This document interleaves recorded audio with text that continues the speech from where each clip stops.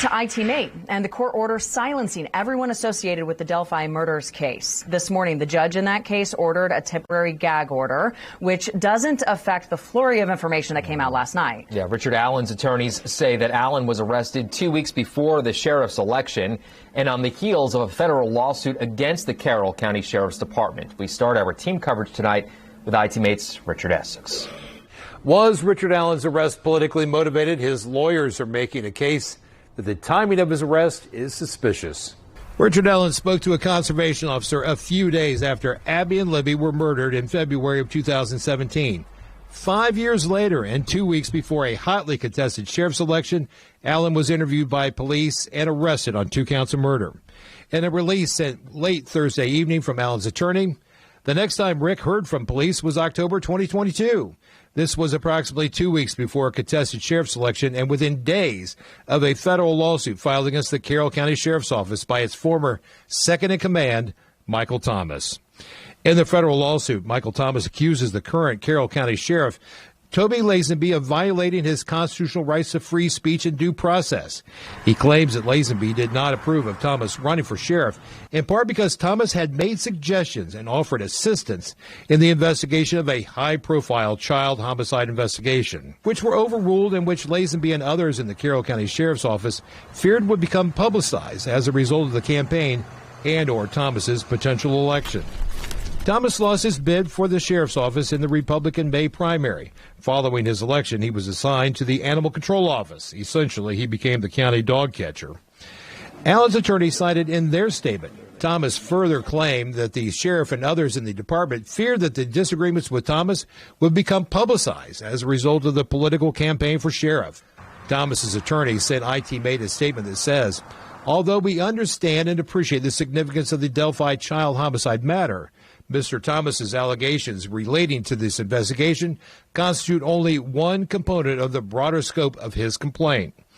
On the day police announced Richard Allen's arrest for the 2017 murders of Abby Williams and Libby German, I asked Indiana State Police Superintendent Doug Carter if the timing of Allen's arrest is tied to the sheriff's election. They felt that was political since the election's next week and the sheriff's up for re-election. That's shameful. That's my only response to that. Thomas remains employed by the Carroll County Sheriff's Department, but he is on road patrol. In Indianapolis, Richard Essex, Wish TV, IT-Mate. Then the Carroll County Sheriff, Toby Lazenby, responded to the attorney's claims, saying, I feel a court of law is the proper and impartial setting for this matter to be vetted and not within the dominion of speculation or assumption of a public or social media arena. Patience and time must be afforded to the system, granting all aspects of the case to be brought to light. Meanwhile, the strength of the probable cause affidavit in the Delphi murder case is being brought into question by Richard Allen's attorney. Earlier today, we spoke with a former prosecutor and a defense attorney about their analysis of that document. IT-Mate's Cody Fisher has this part of the story. Richard Allen's attorney says he's not impressed with the evidence inside the probable cause affidavit used to arrest him.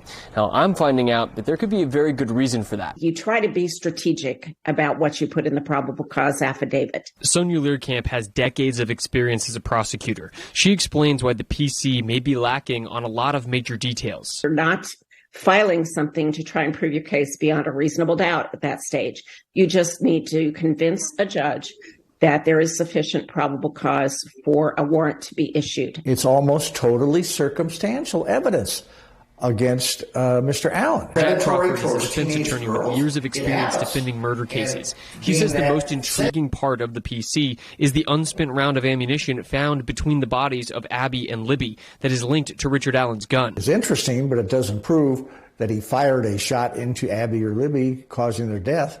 There's no cause of death listed in the PC. Learcamp says it's general practice for prosecutors to exclude that sort of information from a PC. Especially if it's a high-profile case, that you don't put so much in the probable cause that it might taint a potential juror. Jackson says Allen's attorneys will likely ask the prosecution for all their evidence soon, including evidence that could prove Allen's innocence by pointing the finger at a different suspect. An alternate suspect is someone who has a similar reason to commit a murder, and the evidence points just as much to that alternate suspect as it does to Richard Allen. Learcamp is not surprised at how the prosecution is handling this case.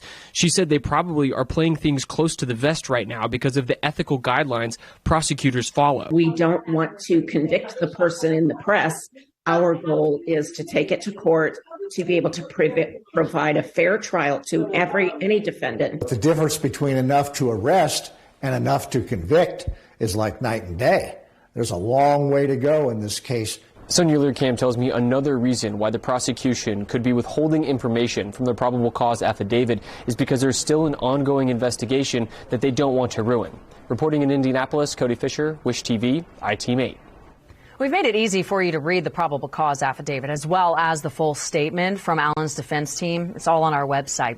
Just grab your phone, scan the QR code that we posted on your screen right now. That takes you to the story in the As Seen On section of wishtv.com.